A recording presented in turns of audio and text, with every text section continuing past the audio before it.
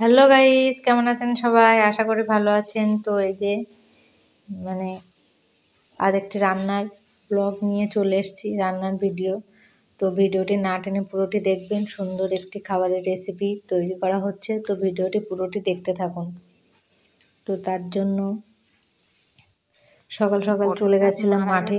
তো মাঠ থেকে জমি থেকে নিয়ে আসছি টাটকা পটল। তুলে নিয়ে যাচ্ছি বাড়ির দিকে। দেখুন কতটা পটল, টাটকা পটল একদম সকালবেলা তুললাম। দেখুন, তো এই পটলগুলো নিয়ে বাড়িতে চলে আসলাম। তো বাড়িতে আসার পর মা এগুলো কোটা শুরু করে দিয়েছে। তো এইভাবে দেখুন, এইভাবে পটলগুলি খোসা ছাড়িয়ে দুপাশ একটু একটু করে কেটে নিতে হবে। যে রেসিপিটা তৈরি করা হচ্ছে তার জন্য পটলটা এইভাবে কাটতে হবে।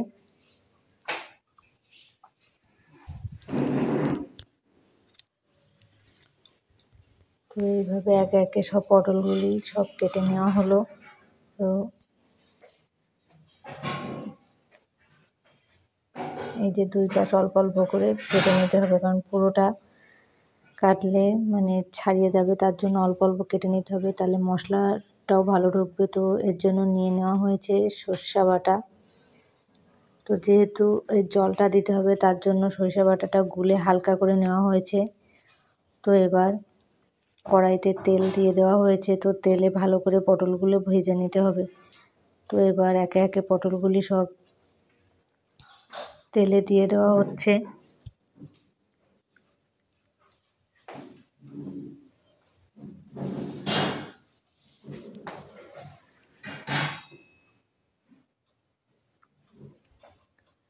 তো এইভাবে পটলগুলি ভালো করে নাড়াচাড়া করে অনেক সময় লাগে পটলটা ভেজে নিতে, কারণ এগুলি রাঙা রাঙা করে ভেজে নিতে হবে, তাহলে পটলগুলি নরম হবে। আর এতে হলুদটা দেওয়া হয়নি, হলুদ দিলে পটলটা বেশি পুড়ে যাবে, তার জন্য। তো এগুলো কিছুটা ভাজার পর সামান্য পরিমাণ লবণ দেওয়া হয়েছিল। লবণটা না দিলে ভিতরে যাবে না, তার জন্য সামান্য পরিমাণ লবণ এতে দিয়ে দেওয়া হলো। তো এই লবণটা দিয়ে এবার আবার নাড়াচাড়া করতে হবে।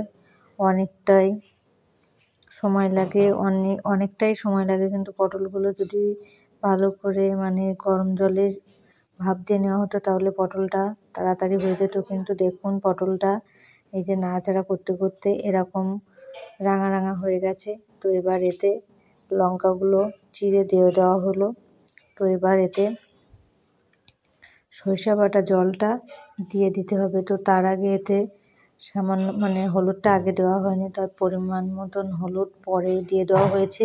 এবার সেই সরিষা বাটা জলটা এতে দিয়ে দেওয়া হচ্ছে। তো এটা দিয়ে এটা অনেকটা সময় ধরে জ্বালাতে ফোটাতে হবে, কারণ এই যে ভাজা পটলগুলো ছিল সেগুলো একটু সিদ্ধ করে নিতে হবে। তো এতে পরিমাণ মতন এবার হলুদ,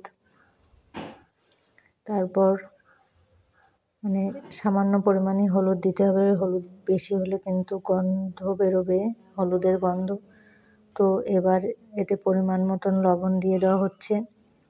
আর এবার নাড়াচাড়া করে রেখে দেওয়া হলো। তো এইভাবে কিছু সময় এটা ফুটবে, কারণ এই জলটা একটু গাঢ় হবে, না ফোটালে পটলটা ভালো সিদ্ধ হবে না, তার জন্য কিছুটা সময় ধরে এইভাবে ফুটিয়ে নিতে হবে পটলগুলি। তো এবার এতে পরিমাণ সামান্য পরিমাণ লবণ দিতে হবে, কারণ এই রেসিপিটা একটু এটা একটু মিষ্টি মিষ্টি হবে, তার জন্য এই যে পরে সামান্য পরিমাণ একটু চিনি দিয়ে দেওয়া হয়েছে। তো দেখুন ফোটাতে ফোটাতে ঝোলটা কেমন গাঢ় হয়ে গেছে। তো এবার প্রায় নামানোর মতন হয়ে গেছে। তো এই যে প্রায় রেডি হয়ে গেছে পটলের এই রেসিপিটি। তো এবার এই যে পটলটা নামিয়ে নেওয়া হলো, দেখুন এরকম গামাকা গামাকা হবে। তো এটা খেতে কিন্তু খুবই সুস্বাদু। তো প্লিজ এটা সবাই একটু ট্রাই করে দেখবেন, আর ভিডিওটি যদি ভালো লাগে একটি লাইক, একটি সাবস্ক্রাইব করে দেবেন।